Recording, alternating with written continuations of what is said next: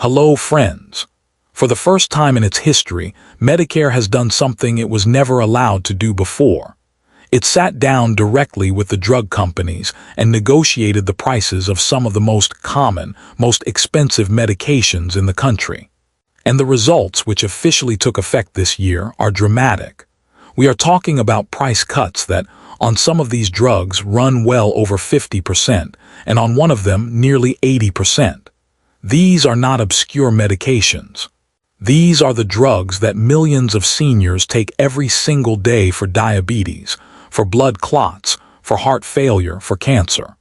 So the question that matters for you today is simple. Is the medication in your cabinet on this list? Because if it is, this could change what you pay. Today I am going to walk you through exactly which drugs are affected, how big the cuts really are, the honest truth about how this reaches your wallet, and an even bigger change to Medicare this year that protects every single person on a Part D plan. So let me start with the list, because this is what you came for. 10 drugs were selected in this first round, and their negotiated prices went into effect on January 1st of this year. Here they are. Eliquis and Xarelto, both blood thinners used to prevent clots. Jardiance, Farxiga, and Januvia, all for diabetes. Entresto for heart failure. Enbrel and Stelara for autoimmune conditions like arthritis and psoriasis. Imbruvica for certain blood cancers. And the insulin products Fiasp and Novolog. If you take any of those, you are on the list. And the cuts are real. The negotiated discounts range from 38% on the low end to 79% on the high end, measured against the 2023 list prices. Januvia, the diabetes drug, dropped from a list price of $527 for a month's supply down to $113.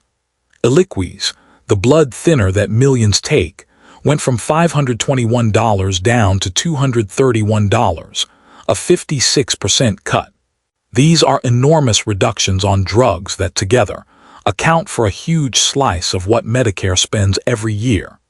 To give you a sense of the scale, these 10 medications alone were used by roughly 9 million Medicare enrollees, and the government estimates that beneficiaries as a group will save around $1.5 billion in out-of-pocket costs this year because of these negotiated prices. That is real money landing back in the hands of older Americans who were stretched thin by drug bills. Now, before I go further, if you are not subscribed to this channel, take 1 second and do it now, and turn on the bell. I cover these changes because Medicare is complicated on purpose, and the people who understand how it actually works are the ones who stop overpaying. So hit subscribe and stay with me, because this next part is the part most of the headlines get wrong, and I do not want you to be disappointed or confused at the pharmacy counter. Here is the honest truth about these price cuts. That negotiated price, the one that dropped by 50 or 70%, is the price that Medicare and your drug plan pay to the manufacturer. It is not automatically the exact number you hand over at the counter. What you personally pay, your copay or your coinsurance, depends on your specific Part D plan and which phase of coverage you are in. So I do not want you walking into the pharmacy expecting your $50 copay to suddenly become $10 overnight, because that is not how it flows through. What these lower prices do is bring down the underlying cost, which helps hold down what you pay over time and what your plan charges in premiums. It is a real win. It is just not a magic instant discount on every receipt, and anyone telling you otherwise is overselling it. But here is the change that genuinely does protect your wallet directly, and it is the most important thing I will tell you today. Starting this year, Medicare Part D has a hard cap on what you pay out of pocket for your covered prescriptions. In 2026, that cap is $2,100. Once your out-of-pocket spending on covered drugs hits $2,100 in a year, you are done. Your plan pays 100% of the cost of your covered medications for the rest of the year, and you pay zero. Think about what that means for someone on an expensive cancer or autoimmune drug. Just a couple of years ago, there was no ceiling at all, and people were paying many thousands of dollars a year. Now there is a firm limit. That single change brings real peace of mind to the people who were getting hit the hardest, and it is worth knowing how you get there. In 2026, you first pay through a deductible of up to $615. Then you pay your copays or coinsurance during the main coverage phase, and every dollar of that counts toward the cap. Your monthly premium does not count, but your actual drug costs do. So even someone on several pricey medications now has a clear, predictable ceiling for the year, something that simply did not exist before. And this is not the end of it. The negotiation program continues.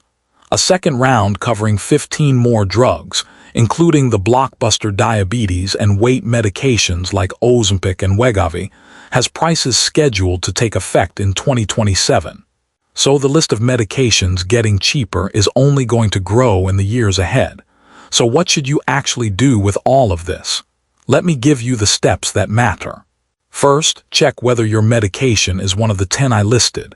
And if it is, do not assume anything automatically. Look at your plan. The biggest savings opportunity for most people is not this one price change by itself. It is reviewing your Part D plan during open enrollment each fall.